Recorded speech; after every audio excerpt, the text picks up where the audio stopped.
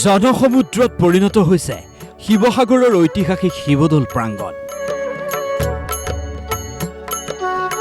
দূৰ দূৰণিৰ পৰা এনেদৰে হাজাৰ হাজাৰ ভক্ত আহিছে শিৱদৌললৈ।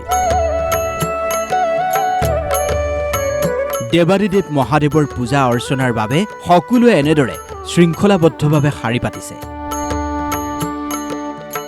মঙলবাৰৰ পৰাই ঐতিহাসিক শিৱদৌল প্ৰাংগণত অনুষ্ঠিত হৈছে মহাশিৱৰাত্ৰি আৰু শিৱৰাত্ৰি মেলা। বুধবাৰৰ দিনটোত বীৰ দি বাট পাবলৈ নাই শিৱদৌল প্ৰাংগণত। শিৱদৌলৰ ভিতৰত থকা কুণ্ডত জলাভিষেক কৰি মহাদেৱৰ পৰা অভিষ্ট সিদ্ধিৰ কামনা কৰিলে ভক্তসকলে। প্ৰত্যেক বছৰ ইয়াতে দিওঁহি। নিজৰ মনোকামনাৰ কাৰণে আহোঁ আৰু।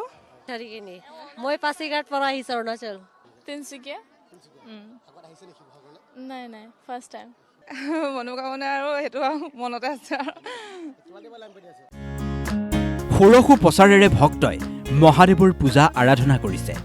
সকলোৰে হাতে হাতে পূজাৰ থালি। শিৱদৌল প্ৰাংগণত আজি কেৱল মানুহ আৰু মানুহ। ভাল লাগে, সদায় ভাল লাগে। সদায় যোৱা বছৰতকৈ এইবাৰ আৰু ভাল লাগিছে। তেনেকুৱা মানে দিনক দিনে ভালে লাগি থাকে মানে। তাৰে হয়, টাউনৰে। আমি আৰু শিৱসাগৰে হয়। ভাল লাগিছে।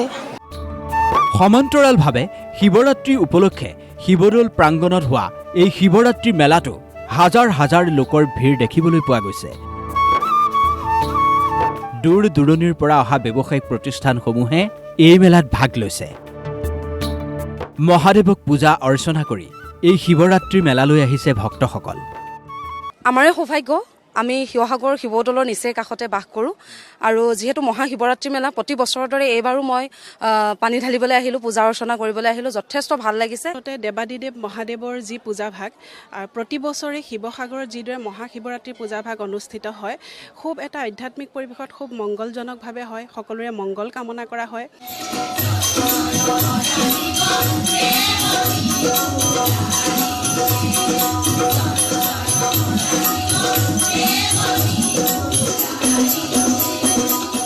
প্ৰতিনিশাই শিৱদৌল প্ৰাংগণত অনুষ্ঠিত হৈছে বাৰেৰহণীয়া সাংস্কৃতিক কাৰ্যসূচী।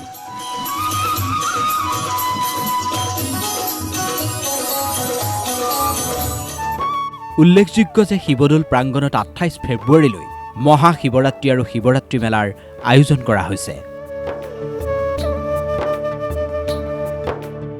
কেমেৰা পাৰ্চন অমিতৰ সৈতে শিৱসাগৰৰ পৰা ভাস্কৰজ্যোতি দাস, DY365।